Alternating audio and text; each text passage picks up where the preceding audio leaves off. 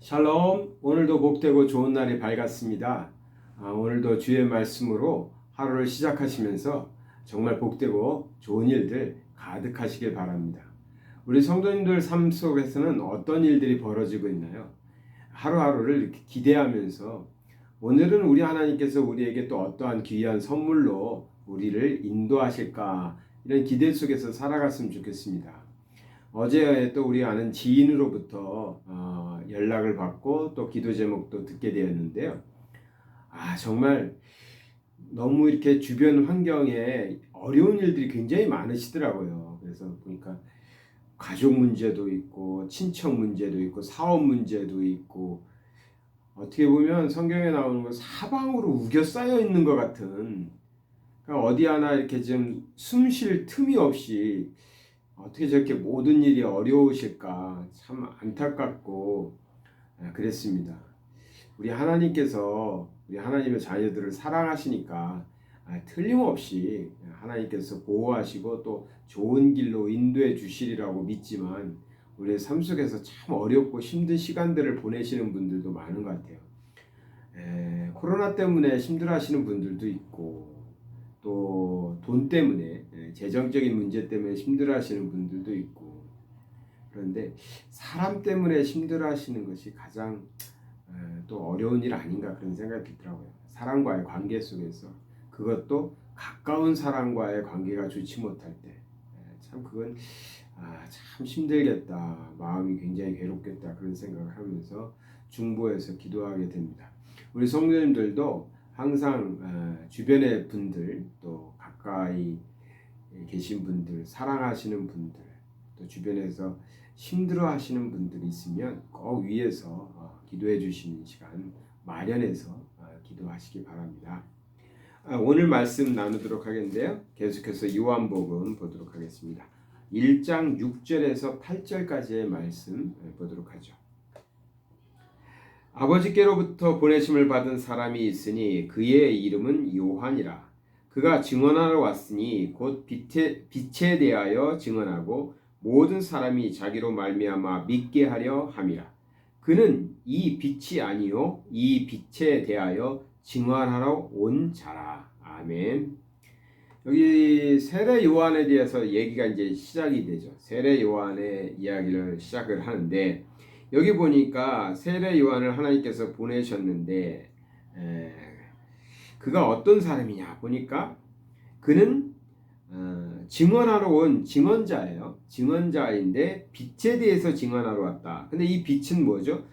이 앞절에서 나오는 예수 그리스도죠. 메시아로 오시는 예수 그리스도에 대해서 증언하러 온 사람이다. 그래서 이 증언자를 통해서, 이 증언자인 요한의 이 증언을 통해서 사람들이 예수 그리스도를 믿어 구원에 이르게 되기를 바라고 증언하는 사람이다. 그래서 8절에는 그는 이 빛이 아니라 이 빛에 대하여 증언하러 온 자라고 또 한번 반복해서 얘기하고 있습니다. 빛이 아니라는 것이죠. 세례 요한은 빛이 아니라 그 빛에 대해서 증언하러 온 사람이다. 이것을 강조하고 있습니다. 이러한 고백은 뒤에 가보면 23절에 1장 23절에 세례 요한이 직접 또 이렇게 말합니다. 이르되 나는 선지자 이사야의 말과 같이 주의 길을 곧게 하라고 광야에서 외치는 자의 소리로다 하니라 했어요. 그러니까 세례 요한이 사람들이 자기에게 몰려오고 자기에게 찾아와서 저 세례 요한이 메시아 아니냐, 선지자 아니냐, 막 이러한 오해들이 있었던 거예요. 그러니까 세례 요한을 메시아처럼 생각한 것이죠. 그래서 세례 요한이 말하기를 이사야가 말하지 않았느냐, 주의 길을, 곧 오실 주님의 길을 곧게 하라고, 그 길을 주님이 그 길을 잘 갈 수 있도록 길을 예비하라고 광야에서 외치는 그 소리에 불과하다라고 세례 요한이 고백하고 있는 것이죠.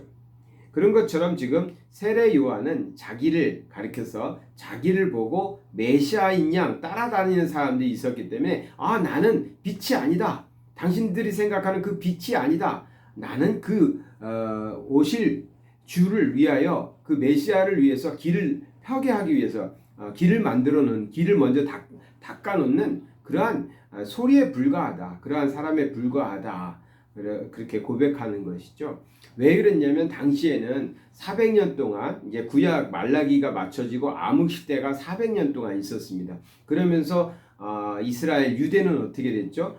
이제 침략을 받아가지고 지금으로 말하면 우리처럼 말하면 이제 식민지처럼 돼가지고 나라를 잃은 거죠. 나라를 잃고 당시에는 로마가 지배하던 그러한 세계에서 살고 있었던 것이요. 그래서 로마가 지배하고 있으니까 이스라엘 사람들은 무엇을 생각했겠어요? 회복을 생각한 거죠. 구약에서 말하고 있는 회복, 이스라엘이 회복될 때를 기다리고 있었던 거죠. 근데 구약에 어떻게 예언했냐면 메시아가 오셔서 이스라엘을 회복시켜 주실 거라고, 해방시켜 줄 거라고 그렇게 예언되어 있으니까 오실 메시아 사상이 있었어요. 그래서 오실 메시아에 대해서 기대하고 있었던 거예요.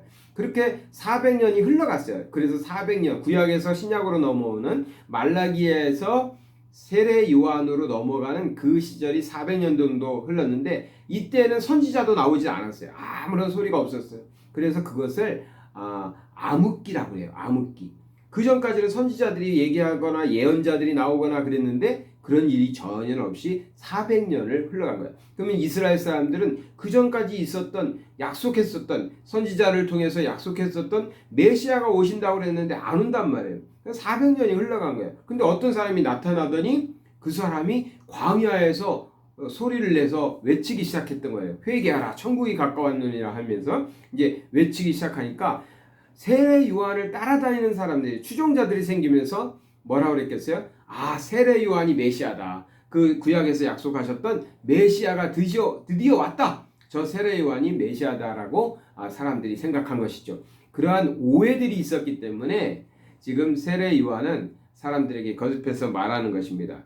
오늘 본문에서는 나는 내가 빛이 아니다. 나는 이 빛에 대하여 증언을 할 뿐이다. 이렇게 말하고 뒤에서는 주의 길을 평탄케 하기 위해서 광야에서 외치는 소리에 불과하다라고 얘기하는 것입니다.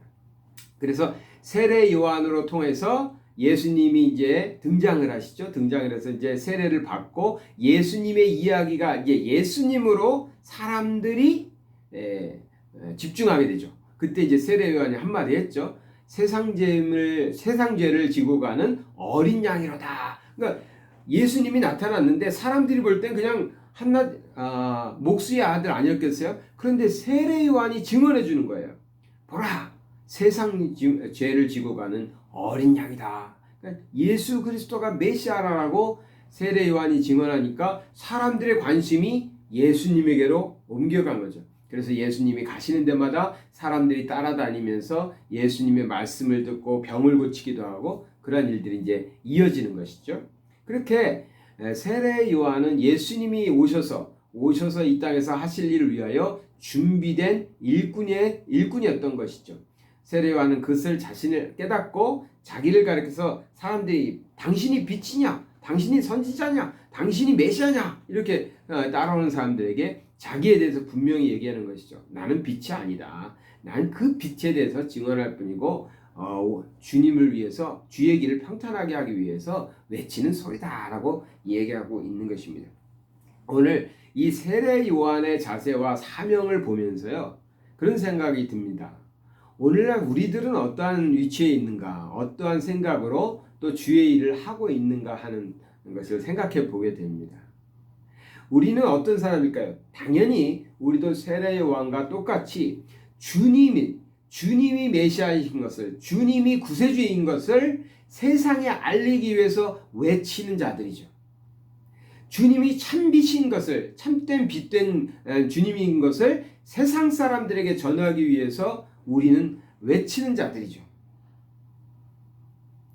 그것에 불과한 것입니다. 우리는 빛이 아니죠. 우리는 메시아도 아닙니다. 오직 예수 그리스도가 메시아요, 예수 그리스도가 빛이라는 것을 세상에 알려주는, 세상에 증언하는 그러한 역할을 맡고 있는 것이죠. 근데 아까 말씀드렸죠? 어제도 말씀드렸죠? 주일날 말씀드렸네요. 무엇이 위험하다? 사람들이 우리를 추종하는 것입니다. 어떤 사람에게 사람들이 몰려와서 그 사람을 영웅으로 떠받들기 시작하는 것입니다. 세례 요한도 당시에 그랬어요.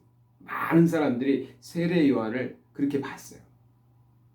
물론 세례 요한이 옳은 소리를 하니까 세례 요한을 죽이려고 했던 사람들도 있었지만 세례 요한을 굉장히 높은 선지자로 본 사람들이 많았어요. 추종자들이 생깁니다.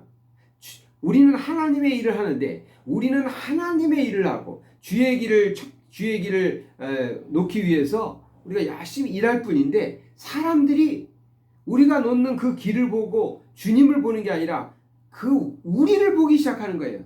나를 보기 시작하는 거예요. 저는 주님을 전하고 주님을 알리기 위해서 선교도 하고 목회도 하는데요. 사람들이 그 주님을 보는 게 아니라 그 일을 하고 있는 저를 보기 시작하는 거예요. 저를 보고 저에게 말하기 시작하는 거예요. 야, 당신은 훌륭하다. 당신은 너무나 귀한 일을 한다. 당신은 정말 존경받을 만한 사람이다. 당신의 말은 정말 진리다. 막 이런 식으로 사람들이 저를 보기 시작한다면 저는 어떻게 될까요? 제 마음속에서 무언가가 생기죠. 교만이죠, 교만. 그래서 잘못하게 되면 어떻게 되나요? 이제부터는 주님을 얘기하지 않는 거예요. 주님을 살짝 빼놓고 나를 드러내기 시작하는 겁니다. 나를. 근데 나를 따르는 사람들이 여전히 더 많이 따라오면서 이제 주님이 아니라, 보이지 않는 주님이 아니라 보이는 저를 우상으로 만들기 시작하겠죠. 저에 대해서 저를 비유하니까 지금 동감이 안 되실 수도 있지만, 오늘날에 많은 훌륭한 능력 있는 크신 주의 일을 하시는 분들을 한번 생각해 보세요. 분명히 틀림없이 그분들 모두가 주님을 선전하고 주님을 알리고 주님을 전하려고 시작했어요. 근데 사람들은 오해했다는 것이죠. 예수님이 주님이 아니라 저 능력 많은 목사님이, 저 능력 많은 선지자가, 저 능력 많은 크리스찬이 우리의 해방자가 아닐까? 우리의 문제를 해결해 줄 사람이 아닐까?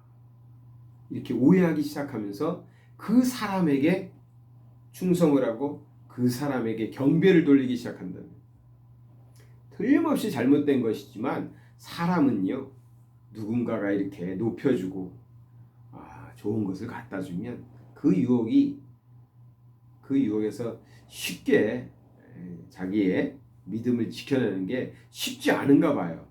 모르겠어요. 저는 아직까지 그렇게 대접을 못 받아봐서 그런지 모르지만 한번 그런 높은 자리에 앉아보면 그 유혹이 만만치 않은가 봐요. 왜냐하면 많은 사람들이 넘어가는 것을 우리가 보고 있지 않습니까? 그래서 저는 세례 요한의 이 이야기를 보면서 내가 누군가, 아무리 사람들이 막 추종자가 생겨나고 막 이렇게 따라오면서 영웅을 만들어준다고 해도 꼭 기억할 것. 세례 요한이 얘기했거든요. 이 빛을 위하여 증언하러 왔다. 또 세례 요한 본인이 말하기를 나는 이사야의 말과 같이 주의 길을 곧게 하기 위해서 그저 광야에서 외치는 소리에 불과하다.